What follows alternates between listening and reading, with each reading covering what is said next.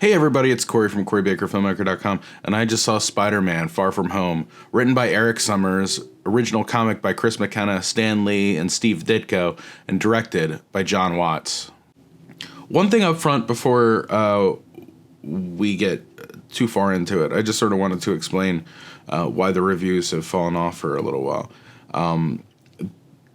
Honest to God, I've just been so busy. I've been on set pretty much every single day for the last month and a half, and it's just been incredibly hard to find the time to get out to the theater and see a movie and make a review. I swear, if I had seen any movies other than this in a while, then I would have done a review. I would have found some sort of way to record it at 5 a.m. and put it out there and stuff like that.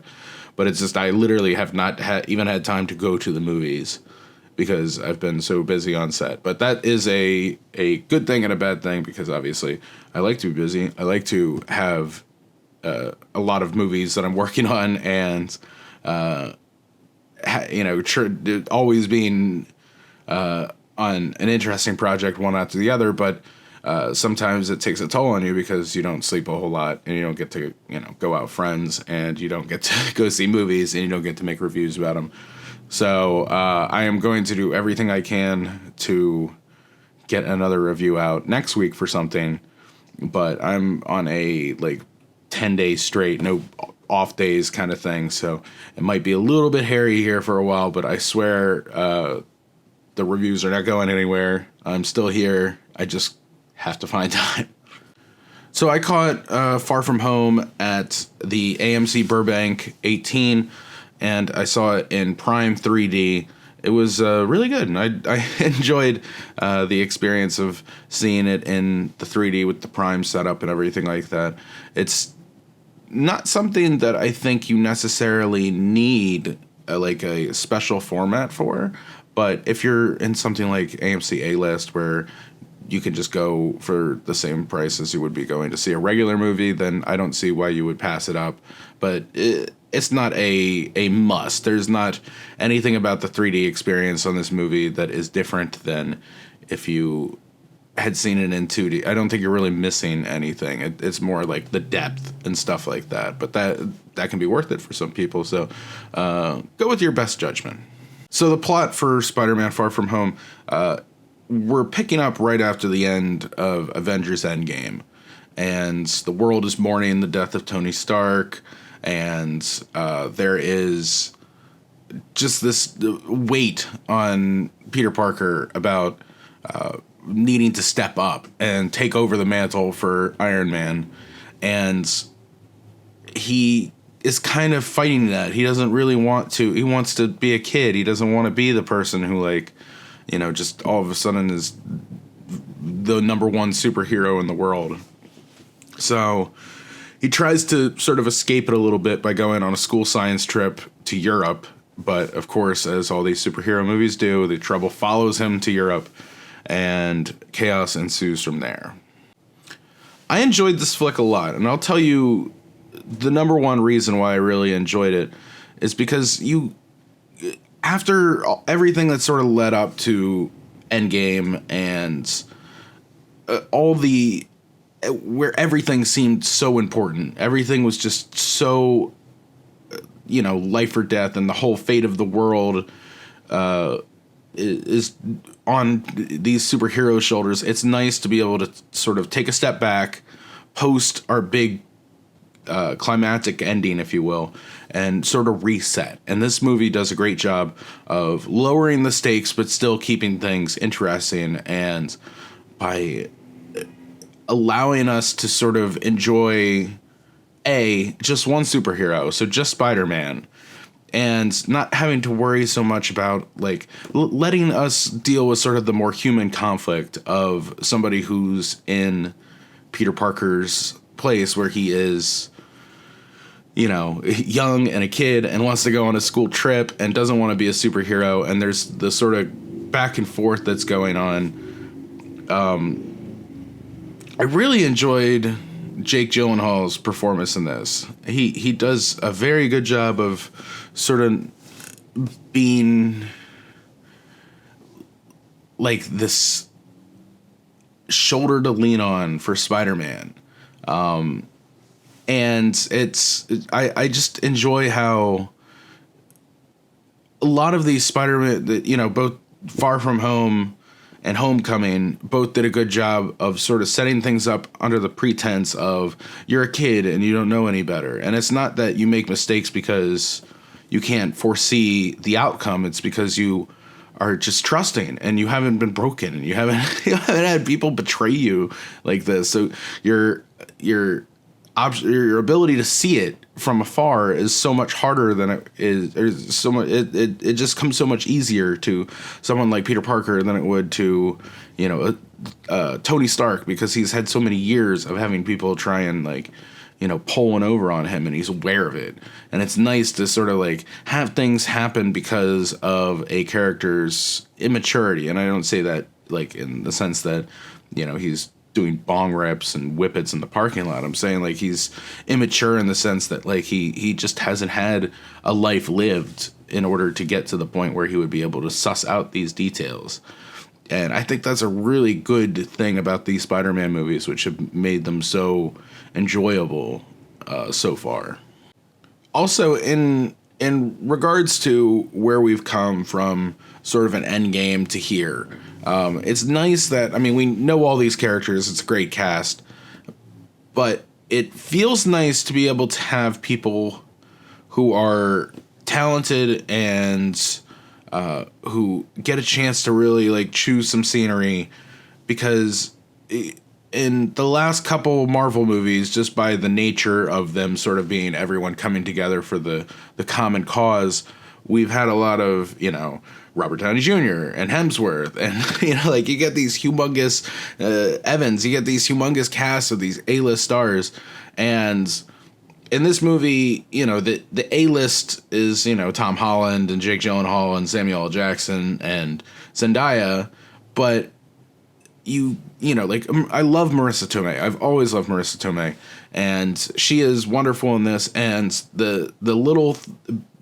bits that we get between her and Jon Favreau, who are both incredibly enjoyable actors, is something that you don't get as much time with when you're trying to make time for Chadwick Boseman and Brie Larson. Like it just the sheer star force of a movie like Avengers sort of takes away from, you know, the actors who really fill in a universe to be able to shine. And this movie does that. It just does a hard reset.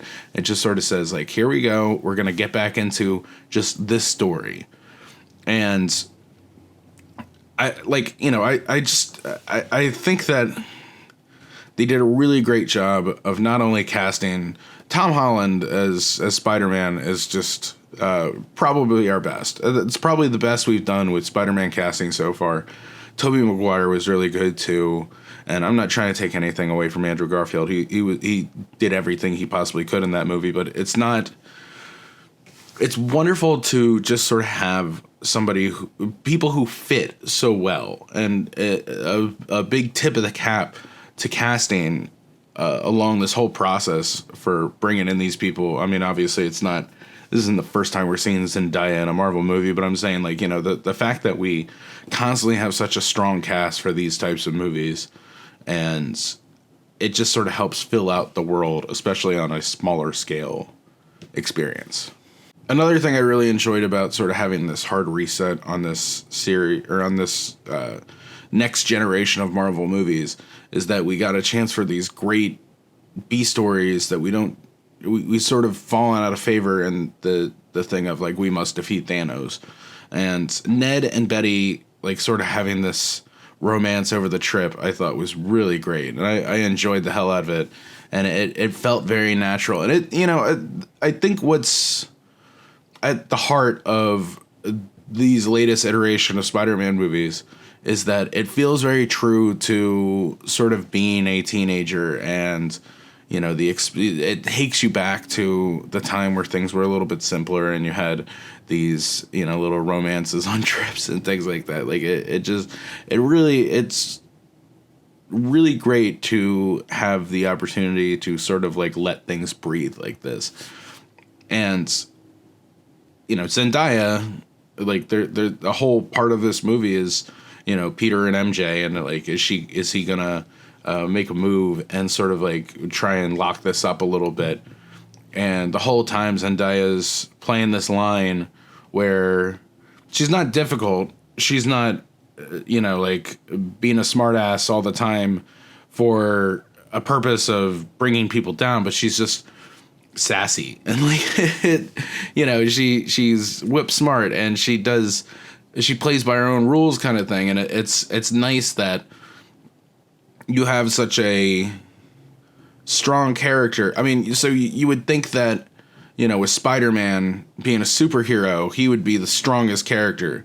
But Peter Parker, the alien, is just very, nervous, and he's a teenager, and he's still got the angst and everything like that. Where, MJ sort of got it all figured out. And it's nice that, as Spider-Man, he's expected to carry the load and be the person who saves us all and stuff like that. But as soon as he gets around the girl, he gets nervous and he starts fumbling, and it's just a really awkward experience. But the way this plays so perfectly is between Tom Holland being kind of that nerdy, unsure of himself guy, and Zendaya being, just not falling for any shit. And that's just a wonderful, again, like I enjoy that we get a chance to step back from the grandness of it all and just sort of enjoy a smaller story. That's what makes this, the actual movie might not be the best Marvel movie we've had, but for what it had to do, for how it had to sort of reset expectations, chef's kiss. It was great. Before I go, I have one last thing. It's a little bit spoilery, so if you don't want to know about this, if you want to just sort of wait until Spider-Man comes, then just fast forward for like a minute and a half, because I will wrap it up in that amount of time. I was so excited to see J. Jonah Jameson come back, and on top of him coming back, it's J.K. Simmons again. And this is great, not because of anything. I mean, it's just wonderful because he did the role. I mean, like, we're talking about people who nailed the roles with Tom Holland and Zendaya and Marisa Tomei and all these people. But to have J.K. Simmons back as J. Jonah Jameson it fills my heart with such incredible joy. And the fact that they allowed this character to sort of go from one universe to the other, it's like, I don't even fucking care. I just want him back in my life, and I'm so happy that he's back. And I can't wait until the next Spider-Man movie, which I'm sure is going to be like 2 years from now, but the next Spider-Man movie where hopefully we get more of J. Jonah Jameson. And it just sort of, like, I don't know, it gets me all excited. Spider-Man, he's coming for the leaderboard.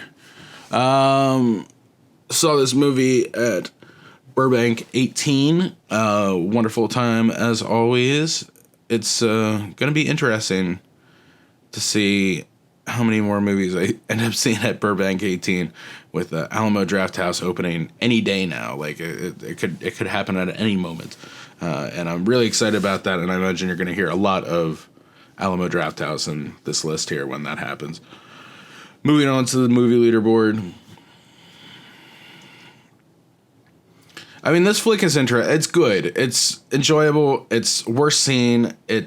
You're not gonna feel like you wasted your time if you go see it. It's a really good, enjoyable time in the theater. I don't know if it's like the best movie per se. It's not like it's not as strong as Homecoming. It's still within the same relative enjoyment, but this movie served a very real purpose of having to reset and just having to, like, let us have a breather and enjoy our Spider-Man and not have to worry about 15 other superheroes. And for that purpose and for that reason, it did its job wonderfully. I just got to go. I got to enjoy it. I didn't have to worry about, like, what's happening with the Guardians or anything like that. It just, you get to just deal with Spider-Man for a while. If I had to give it a rating, I give Spider-Man Far From Home a 7-8. I think if you're a Marvel completist, you're going to be seeing this movie either way. If you're not like, if you're only in it for the Avengers and stuff like that, this is going to be a great movie to see on some streaming service at some point, maybe. Obviously the grandness of the movie sort of requests a theater experience, but I can tell you just from personal experience, it's hard to get to the theater sometimes. So don't rush out to see it if you haven't already, but I would definitely say it should be on your list if you're trying to figure out what to go see this weekend, because it's very enjoyable and it checks all the boxes. Anyway, that's it for me. If you want more, you can go to my website, CoreyBakerFilmmaker.com, Facebook.com/CoreyBakerFilm, or @LegendsTV5 on Twitter, Instagram, Snapchat. Again, apologies for lack of reviews, but it has been very busy. And I hope that as soon as I'm done with this run of features that I've been working on sort of back to back to back, I'll have an opportunity to not only do more reviews, but to sort of talk about the experience of being on set and new gear and do some reviews on that and things like that. There's a lot I've been planning while I've been working so feverishly. So hopefully you all enjoy that. If you have any suggestions or ideas, please leave them in the comments below. Respond to all the comments. Subscribe, do all those things. Tell people, because that helps. And yeah, that's about it for me. So if you excuse me, I have to meet up with May.